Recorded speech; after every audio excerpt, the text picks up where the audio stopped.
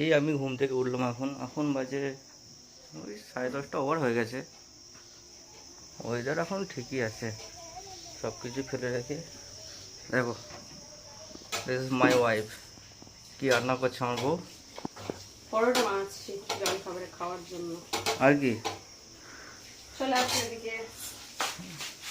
আজকে করেছি হচ্ছে গিয়ে সুজি পরোটা দিয়ে খাবার, আর হচ্ছে এখানে আছে আলুর তরকারি, এটাও পরোটা দিয়ে খাবার, আর তারপর আছে ভাত।